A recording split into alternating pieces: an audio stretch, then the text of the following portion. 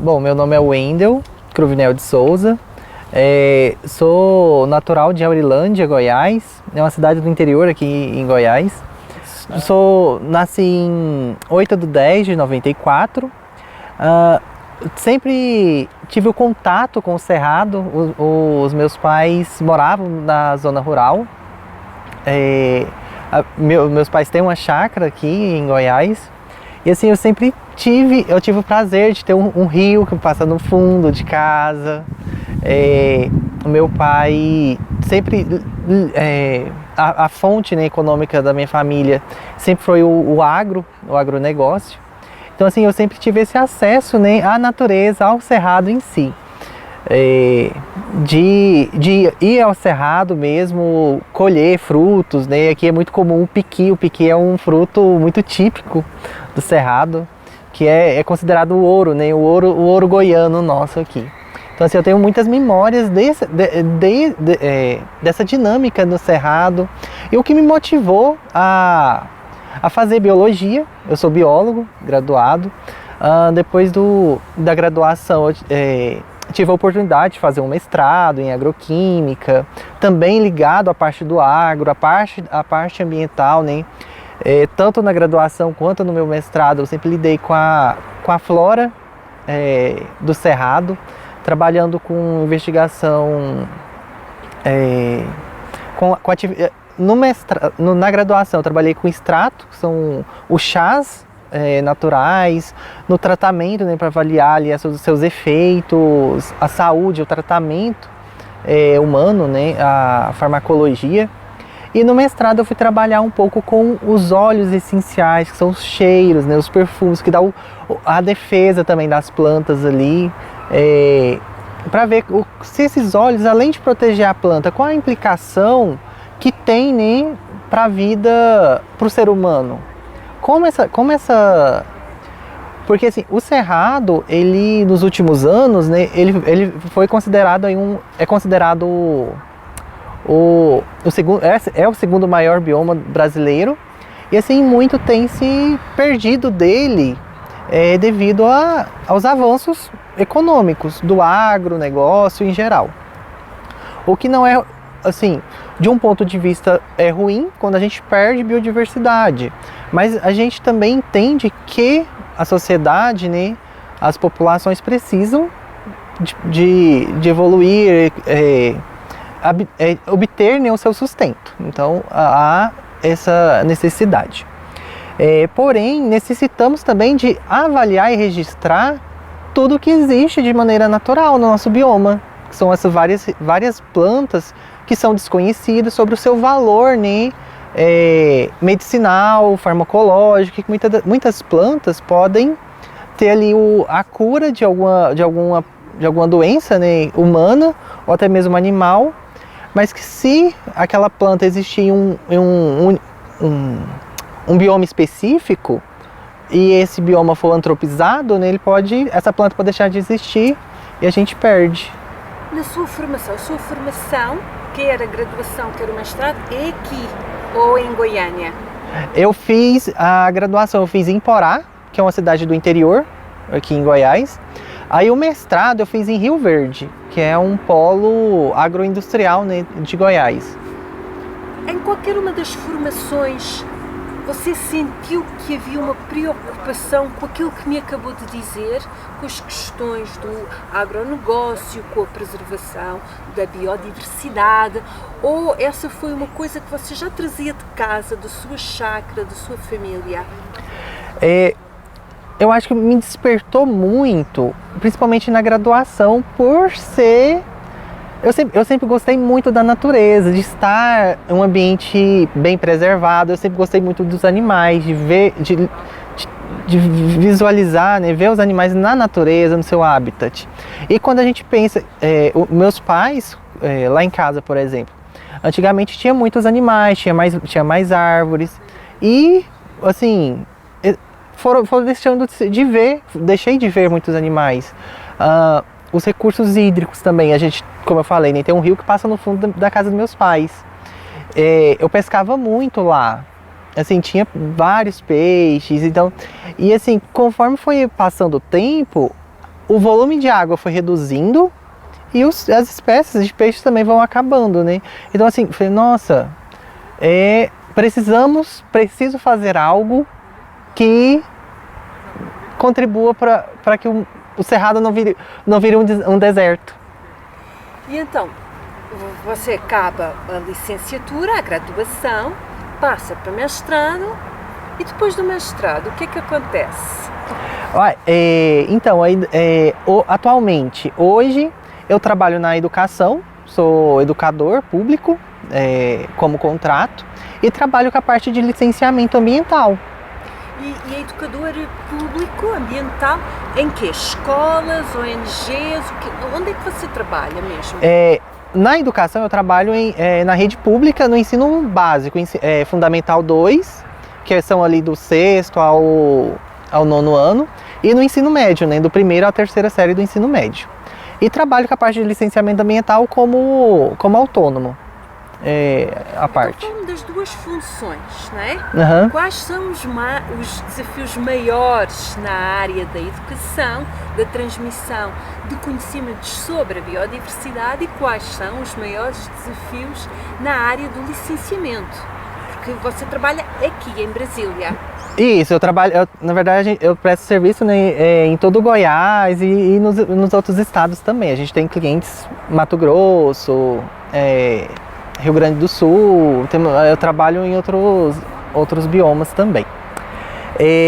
Na educação, assim, a educação ela tem sofrido muita influência, né, social hoje em dia, porque a educação, na minha época, a gente não tinha tanto acesso, por exemplo, a um celular. Os jovens hoje em dia eles se encontram fissurados, bitolados, assim. A única projeção que os jovens têm hoje é de ser digital influencer. Querem seguir, né? Querem ser youtubers, querem ser protagonistas eletrônicos. E assim, é uma parcela muito... Ou jogador de futebol. Mas que a gente percebe que... E aí os jovens quando vão, né, a gente está na lida da sala de aula, esses jovens eles não têm uma projeção, eles não se projetam sobre uma profissão, eles não se projetam sobre uma análise crítica sobre o meio ambiente. Assim, eu enquanto educador eu tento falar, olha, vamos... como você se projeta daqui a um tempo, o que você quer ser, o que você acha sobre acontecimentos sociais, ambientais na nossa região, estimular, né, a opinião desses jovens, mostrando para eles que tem como a gente produzir economicamente, né, junto com o meio ambiente de maneira mútua e social, que a gente precisa disso. Mas para isso, né, eu preciso que os jovens, que meus alunos, eles tenham uma consciência crítica, eles tenham opiniões próprias, que eles possam ali buscar, né, melhorias. Mas eu digo agora, os seus colegas, não é? Porque você tem colegas de certeza bastante mais velhos, não é? Uhum. Não há aqui um fator de proximidade, de idades, e por isso uma coisa mais fácil de transmitir uma preocupação ambiental, por estarem duas gerações a conversar, que são duas gerações próximas? Sim, com certeza. Assim, a gente entende a linguagem, né? A linguagem é mais próxima da realidade dos nossos alunos. Hoje em dia tem como implicar, né? Apresentar um fato social, um fato ambiental, de maneira... com as mídias é muito mais evidente. Olha, gente, é isso aqui, gente. Olha o que aconteceu. Olha as queimadas que estão acontecendo. Olha o desmatamento de maneira ilegal que vem a ocorrer. Isso tem um impacto muito grande. E a comunicação é muito mais leve, acho que com o público mais jovem, entre os jovens, né? Então, uma amizade, acho que cria-se um vínculo mais amigável. O seu papel na escola, como educador, tem uma avaliação formal para o aluno ou não há nenhuma avaliação daquilo que transmite nas suas aulas? Tem uma avaliação, a avaliação ela acontece de maneira informal, né? Não é mais aquela avaliação escrita, né? Papel e caneta. Não é mais preto no branco. É uma avaliação mais visual, auditiva. Tanto é porque a gente entende que os jovens, que o ser humano, ele não é um ser comum, são réplicas. Então cada um vai ter a sua forma de absorver e de transmitir o conhecimento. Então assim, tanto é que a gente não pode se basear uma aula em um único método.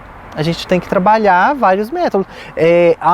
Visual, escrito, sonoro, para que a gente possa atender e cada um tenha a sua absorção sobre aquele conhecimento. E a avaliação acontece de maneira individual sobre cada um desses alunos. Disse-me há pouco que tem outra função, que é o licenciamento ambiental. Fala-nos um bocadinho dessa outra função que tem. Então, na parte do licenciamento ambiental, assim, eu sou muito apaixonado pelo licenciamento ambiental. Porque eu fico feliz quando os produtores, né, chegam a mim para, olha, eu quero tirar uma licença para tal atividade. Por que eu fico feliz? Porque é sinal que a educação ambiental está funcionando. Porque aquele aluno que me ouviu lá, chegou em casa e falou, olha, pai, você não pode fazer essa atividade sem um alvará público, você precisa seguir regras, tem normas ambientais para desenvolver essa atividade. E aí, quando o produtor chega na gente para fazer essa pesquisa, né, fala, olha, eu quero uma licença para produção de gado, pecuária extensiva. Não, vamos organizar. A gente monta todo um sistema, a gente faz um estudo sobre a área dele e fala, olha, o senhor tem tal problema aqui, vamos corrigir ele primeiro? Então aquele problema que ia causar um desastre ou é um impacto muito grande no meio ambiente, a gente vai mostrar para ele que pode ser resolvido. Então ele vai começar a produzir, que seja o gado dele, de maneira ecologicamente correta. Agora, principalmente, o que motivou os produtores a buscar, né, o licenciamento, é uma regularização do empreendimento, né? Foi por conta desse sistema. Outros produtores, porque justamente os filhos já viam na escola sobre a questão do licenciamento, que para produzir, você está explorando o meio ambiente, você está explorando o solo, você vai ter que abrir uma área, você vai ter que captar água. E o explorar a natureza, você precisa indicar os órgãos competentes, né? Aqui no caso nós temos aí a SEMAD, indicar ele, olha, eu vou usar desse recurso, de maneira que a gestão, né, eu vou indicar, olha, estou captando tal recurso desse local. Para que acontecer alguma necessidade, alguma ausência em um outro ponto, olha, é porque ele está usando demais. Então vamos lá pedir para ele ceder um pouco, parar um pouco com essa atividade, ou é uma forma do produtor evitar que ocorra a desertificação da fazenda. Ele quer... E as pessoas acedem bem a esse pedido, não é? Quando você vai ter com o outro produtor e diz, não, vamos conversar, há uma aceitação, é fácil esta negociação? Nem sempre, né? Porque, principalmente quando se fala em desmatamento. Em desmatamento é algo que pesa muito o nosso goiano. Porque em Goiás, assim, nunca houve uma fiscalização muito ativa. E agora nós temos, né, nos últimos anos, nós estamos aí com fiscalizações bem ativas. é uma forma também que as condições ambientais, as condições climáticas mundiais, né, nós estamos sofrendo processos drásticos agora. Então, a própria gestão tem cobrado disso dos governantes, os governantes têm que cobrar de nós. Porque quem está na ponta acaba sendo os produtores ali que estão produzindo. E aí, então, por falta de informação, esses produtores produziam de maneira errada. E agora eles precisam corrigir, porque se não corrigirem agora, vão ficar sem água, onde tem pasto não vai ter mais pasto, vai ficar deserto, vai virar só areia, não vai ter mais vida. Então, assim, há necessidade de você ter uma produção sustentável. E nestes primeiros 6 meses de 2024, a maioria dos pedidos de licenciamento ambiental que lhes chegaram eram para quê? Principalmente regularização quanto a desmatamento. Por conta do sistema, né, desse sistema aí federal e mundial, ele trava os órgãos financiadores e o produtor precisa de recurso financeiro, que é, né, geralmente fornecido pelas instituições bancárias. E com as pressões dos desmatamentos e das condições climáticas, os bancos não liberam financiamento para esse produtor que desmatou sem licença, desmatou de maneira ilegal. O desmatamento, assim, não é criminalizar o desmatamento. Você pode abrir a sua fazenda, você pode abrir área, desde que você possa abrir de maneira eficiente, de maneira ecológica. Como seria uma maneira ecológica? Como você vai desmatar ecologicamente? A gestão entende que o Brasil precisa expandir, o agro tem que expandir, nós consumimos produtos do agro, a gente precisa da carne, precisa do leite, precisa do arroz, de tudo. Então, você abrir, olha, vamos desmatar essa área, mas o que tem aqui? Esse produtor precisa identificar todas as árvores que tem lá, para saber se são realmente árvores comuns naquela região, se não tem nenhuma árvore exótica, nenhuma árvore endêmica de lá. Se eu vou estar desmatando o lar de espécie, de quais espécies de fauna, quais animais moram ali, quanto isso vai impactar? Esses animais têm uma outra opção, uma outra área para eles sobreviver? Tem, né? Tem área para os animais, a vegetação é comum naquela região, e geralmente um desmatamento vem atrelado a uma compensação. Ela deve ocorrer anexa a uma reserva legal, porque aí há um ganho ambiental ali. O produtor vai abrir, tem que ter a balança, tem que ter o equilíbrio. Vou abrir esse ponto aqui, porém aquela eu não posso mexer. Aquilo lá vai ficar em lei, vai ficar lá registrado na minha matrícula. Aquilo lá nunca mais eu vou poder abrir junto com a reserva. Eu tenho que preservar a reserva mais essa área aqui de compensação, que seria o que eu vou estar compensando o meio ambiente por eu ter abrido aquele pedacinho ali. Então, assim, tem que acontecer. Quanto tempo demora mais ou menos um processo de licenciamento destes que nós estamos a falar? Depende muito. Porque a gente monta um processo e coloca no órgão, né? No órgão de licenciamento, por exemplo, no estado. Aí vai depender da disponibilidade do corpo técnico no estado, né, ali de analistas. E os analistas vão fazer toda uma análise, né, minuciosa.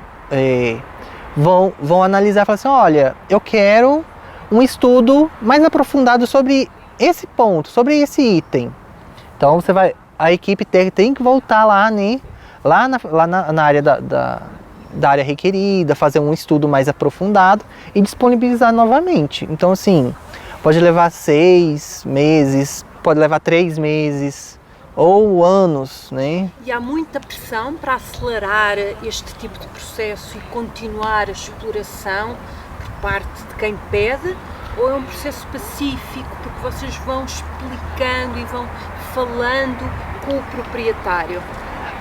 É um processo de... O produtor nunca quer, né? A demora. O produtor sempre tem... Ele tem pressa nas suas atividades, mas essa também é uma necessidade que nós temos que executar, né? Falar, olha, esse é um processo lento, que é um processo delicado, está envolvendo o meio ambiente, está envolvendo é uma biodiversidade que existe aqui. Então, realmente, esse é um processo que tem que ser trabalhado de maneira gradativa, tem que respeitar todas essas etapas. É um processo que pode levar alguns meses, mas ele vai sair, o órgão tá buscando identificar o melhor para você. Para que você tenha uma produção regular. E vocês falam com a academia que faz investigação sobre o bioma, trazendo novos resultados sobre o conhecimento da biodiversidade para este público, ou não há esta comunicação com a academia ou com uma ONG para tentar ajudar neste processo de validação junto do produtor? Assim, varia muito da equipe, né, da consultoria, né, da empresa.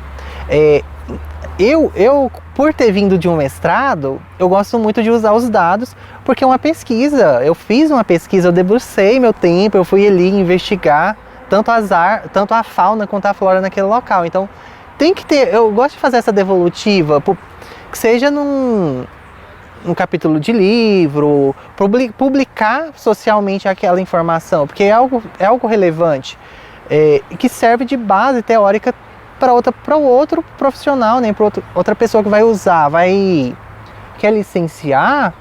Eu preciso de referência para escrever o projeto, o meu material. Então, a gente, na minha equipe lá, a gente sempre tenta produzir e publicar. Eu gosto de publicar. Temos que alimentar também o nosso Lattes, a plataforma, alimentar a academia, né? Agora, quanto à comunicação por exemplo, entre universidade, eu enquanto consultor vou levar direto na universidade. Eu não faço essa comunicação de levar um projeto, né? O projeto até mesmo não pode por conta dos dados do contratante, né? do proprietário. Não, mas eu digo ao contrário, a universidade vir para este consultor ou este grupo e falar diretamente ou mostrar os dados que recolheu ao produtor, a quem está a pedir esta avaliação. Exatamente o contrário. Não, Mas você falou-me de uma associação. Ou seja, aliás, a sua t-shirt é de uma associação. Isso. Explique lá isto melhor. Que associação é? Assim, é da Reserva da Biosfera do Cerrado, na qual, né, eu componho. Por estar inserido, né, nesse bioma cerrado, e quando a gente pensa em biosfera, a gente pensa em toda a vida, né, toda a estrutura viva aqui nesse bioma. E aí eu componho justamente com a minha amiga e nós representamos.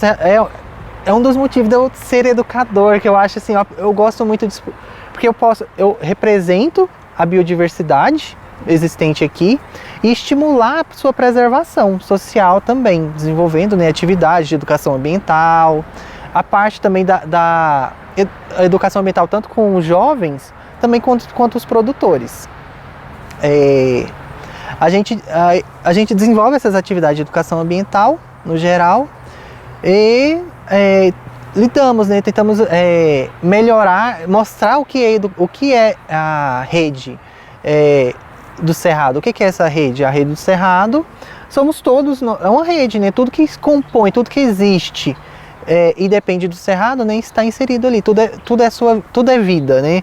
Desde as plantas. Que esta marca das reservas, né, este selo, alterou alguma coisa na vida das pessoas? Sim, com certeza. Em quê? Com o tema reserva da biosfera, né, a gente estimula as famílias a usar os recursos do nosso bioma. como o piqui. O piqui, hoje em dia é conhecido, né, acho que mundialmente. Então, assim, a partir da reserva da biosfera, ela tende a formar pontes entre as pequenas comunidades, as famílias ali, e o comércio, de maneira a divulgar os seus produtos. A partir do momento que eu faço aqui uma conserva, né, uma conserva de piqui, eu posso, a partir dessa rede de comunicação entre as biosferas, né, rede entre os estados ou até entre países, eu posso divulgar essa conserva enviando para outros locais, e eu acabo realizando aí uma comunicação econômica, social, dando condições para aquele produtor que antes só tinha uma fonte de renda. A partir dessa rede, né, que eu chego na sua casa, falo assim: olha, você tem um pé de piqui, você tem um pé de baru. Baru é que dá uma castanha, muito típica aqui também. Isso é dinheiro. Você pode usar esses frutos de maneira econômica para voltar na renda familiar. Mas dentro da reserva da biosfera, você faz esse trabalho? Sim, da comunicação social, de cursos também. A gente realiza aí parcerias, né? A gente sozinho a gente não consegue, mas as parcerias estimulam, porque eu sei fazer o licenciamento, a parte de comunicação, porém eu tenho um amigo que faz as comportas, né? Faz as conservas.